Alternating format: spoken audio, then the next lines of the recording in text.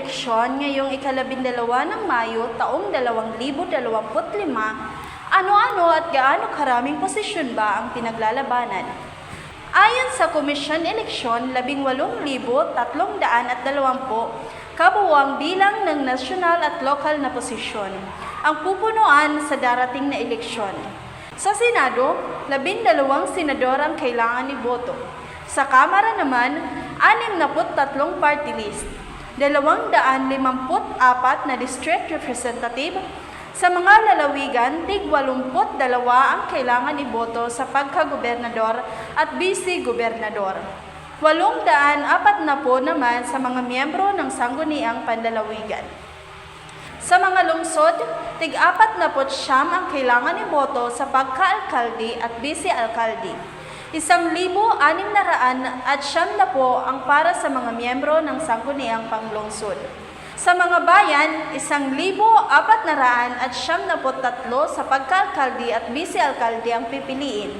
11,748 naman para sa mga miyembro ng sangguniang bayan. Habang sa BARMM, 25 ang district members at 40 party members ang kailangan piliin. Ayon sa social weather stations mula sa kanilang survey, 8 sa mga kandidato ng administrasyon ni Marcos Jr. ang nangungunang 12 na mga pinipili ng mga botante para sa Senado. Ibabalita ni Binibining Wevelyn de Lima. Ayon sa nationwide survey ng social weather station mula January 17 hanggang 20 para sa 2025 senatorial election, gamit ang listahan mula sa Commission on Elections, ipinapakita na nangunguna sa Erwin Tulfo na may 45% na boto, sinusundan ng mga dating senador na sina Vicente Soto III 38%, Lito Lapid at Bongo na parehong may 37% ng boto. Sumunod sina Senator Ping Lacson na may 35%, independent candidate Bin Tulfo, re-electionist Pia Cayetano at ang nagbabalik sa Senado Manny Pacquiao. At ang mga 30% mga respondents ay pinili ang Makati Mayor Abby Binay at ang pumapanguli ang re-electionist Bato de la Rosa. At para sa huling 2 pwesto, ang naglalaban ay sina Bong Revilla na muling tumatakbo, Willie Revilla may isang independent candidate at TV host, at si Kiko Pangilinan isang dating senador. Sumunod naman sa kanila ay si Senator Amy Marcos, ang kapatid ng Pangulo na muling tumatakbo na nakakuha ng 28% ng boto. Kapansin-pansin ang mga kandidato ng administrasyon ang nangunguna sa mock polls.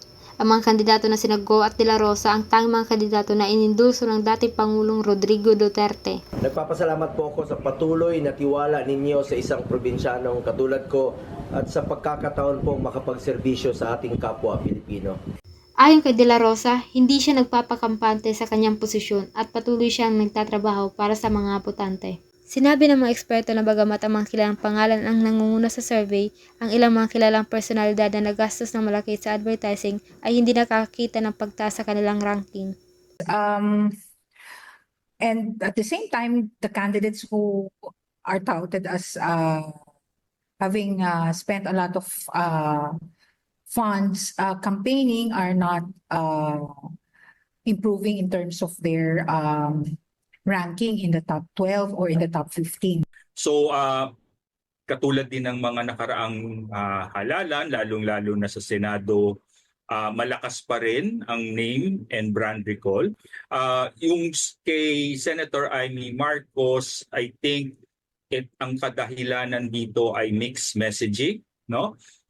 Si Amy ay isang Marcos, pero ang perception sa kanya ay kakampi siya ng mga Duterte, no? Sa side naman ni Camille Villar, no, mukhang hindi kinakagat ng publiko yung kanyang kampanya na miyembro siya ng isang political dynasty, alam ng lahat yun, pero pumupostura siyang bagong politiko. Hindi pa naglalabas ng payag ang mga kampo ng dalawang mambabatas tungkol sa survey.